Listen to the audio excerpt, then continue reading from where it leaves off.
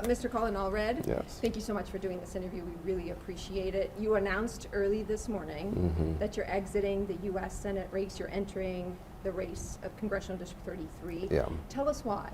Yeah, well, it's something I thought about a lot, and my wife and I went over what we wanted to do, and we've always approached this from a standpoint of how can we best be of service to this community that I'm from here in Dallas, but also to the state.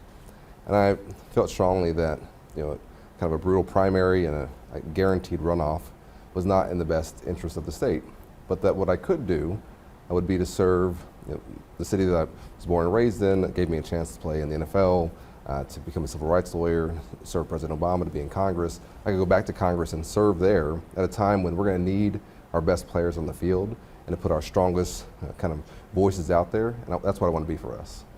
You know, when I read your post early this morning, the first thing that popped in my mind actually was 2024 and President Biden not stepping aside, and we all know what happened there.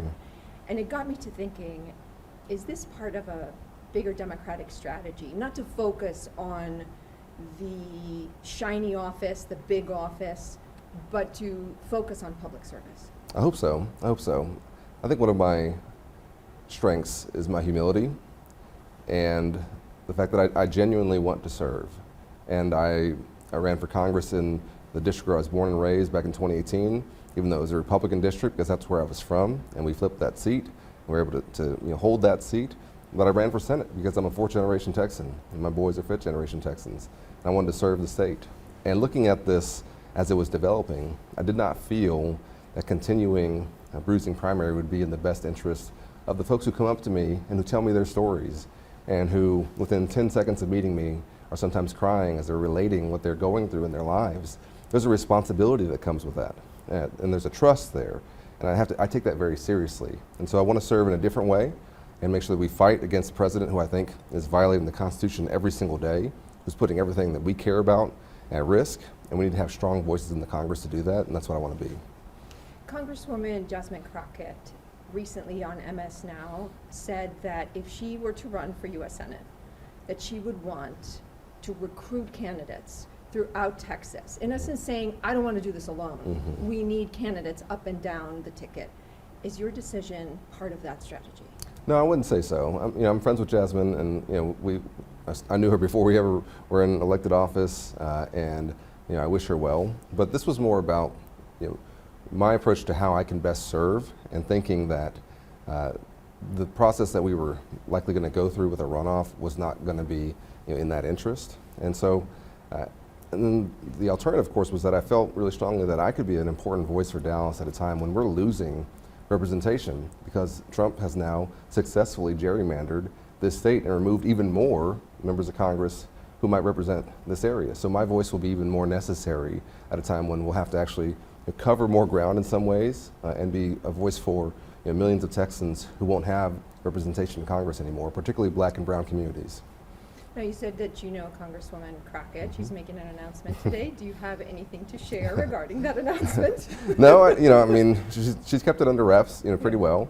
But listen, I wish the folks running statewide well, and I want them to run hard, to run for Texas, to give people hope, to try and respond to what I see as being one of the biggest issues facing us right now, which is that we're in the midst of an affordability crisis, but also a corruption crisis, where folks who are working hard, who are doing everything right, feel like they can't get ahead. But they see on TV, on their phones, folks who are openly corrupt and who cut corners, who are doing just fine.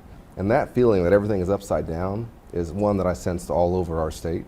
And so I hope that whoever's running can speak to that, and speak to that and give folks hope, but also put forward ideas on how we're going to fix it. That's what I'm doing in this congressional race now. I wanted to ask you about District 33, because it is literally one of the districts that was gerrymandered by Republicans. Yes. And it was literally created in their favor so they can win. That's right. How confident are you that you're going to be able to take the win? Yeah, I'm confident in winning here, but let's be very clear. We shouldn't even be having this conversation in many ways. We had a previous map that already was a gerrymander, but that they have now further gerrymandered. And that effect for Dallas and for North Texas is that we're going to go from having 3 Democratic members of Congress who will likely represent the area to 2. And so it's going to reduce those voices. And so I think that we see that also around the state. In Austin, we have the same story. In Houston, we have the same story. And so the voices that will be going to Congress now have to be even stronger. And that's why I feel like we have to have our best players in the field. I hope that I'm one of them, and I hope that the people of the 33rd District agree with me. I wanted to ask you a little more about the 33rd Congressional District because, I mean, it was literally one of the districts Yeah. that the Trump administration wanted gerrymandered. Yes. And it was one of the districts that Republicans in Texas delivered Yeah. to the Trump administration. And then the U.S. Supreme Court literally just rubber stamped it, said, That's right. okay, move on. Yeah. Does it make you angry what's going on here? Is that part of your decision Yeah. to leave the Senate race and fight at this level? I think, yes, it is. And I was a voting rights lawyer before I was in Congress, and I've always thought that gerrymandering is one of the most destructive things that we see in our democracy because it creates representatives who are less responsive to their communities, and so they are oftentimes more extreme. But it's led to the House of Representatives being deeply broken. It's a body that is not doing its job. Regardless of what your party is, this Congress is one of the worst Congresses in American history. They have completely abdicated their role, which is actually laid out in Article 1 of the Constitution, which is not the presidency, it's the Congress. And a lot of that comes down to gerrymandering. And so if they're going to do this, then we have to have really strong voices in the Congress who can then say, okay, what can we do to stop this? Because we did pass legislation to try and ban gerrymandering nationwide and require every state to have nonpartisan independent commissions to draw their districts. I will bring that legislation back, and we'll see if we can make it into law. And then finally, I was going to ask you, personally, for you, to run in Congressional District 33. I understand this is where you grew up, so you know the people there, the struggles of the people of the 33rd. What would it mean for you personally to be a voice for all those people? This has been a time where everywhere I've gone, I felt a sense of fear and concern that in my time in public service I've never experienced. And people have looked to me in those moments and basically said, what are you going to do about it? And so this is my opportunity now in the community where I was born and raised, in the places where the football fields, the institutions that allowed me to make it to the NFL and to Congress, to give back at a time when I don't think it could ever be more important. This is not an ordinary time. Every single day something is happening that is so outrageous that in any previous presidency it would be the biggest scandal of that presidency. And folks are watching this and they're seeing it. And they're wondering, does anybody see me?